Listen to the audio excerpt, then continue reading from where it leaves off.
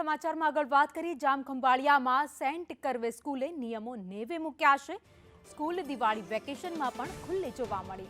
રામનગરમાં આવેલી આ સ્કૂલ જે દિવાળીમાં પણ ખુલ્લી હતી।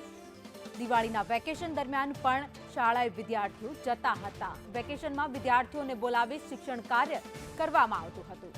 શિક્ષણ વિભાગે 17 નવેમ્બર સુધી દિવાળી વેકેશન જાહેર કર્યું હતું। તેમ છતાં પણ આ શાળા દ્વારા તમામ નિયમો તોડવામાં આવ્યા અને વિદ્યાર્થીઓને શાળાએ બોલાવાયા। દ્વારકા જિલ્લામાં રાજ્ય સરકાર અને ગુજરાત રાજ્ય માધ્યમિક શિક્ષણ બોર્ડ દ્વારા જાહેર કરવામાં આવેલ સમયપત્રક મુજબ 18 નવેમ્બર એ દિવાળી વેકેશન ખોલવાની તારીખ અથવા દિન છે। આપણા જિલ્લાની તમામ સરકારી, ખાનગી અને ગ્રાન્ટેડ શાળાઓ આ દિવસથી જ શૈક્ષણિક કાર્ય શરૂ કરશે। આ 18 નવેમ્બર પહેલાં શૈક્ષણિક કાર્ય શરૂ કરવા અથવા સ્ટાફને શાળામાં બોલાવવા એ ધ્યાને આવશે તો નિયમાનુસાર કાર્યવાહી કરવાની ફરજ પડશે।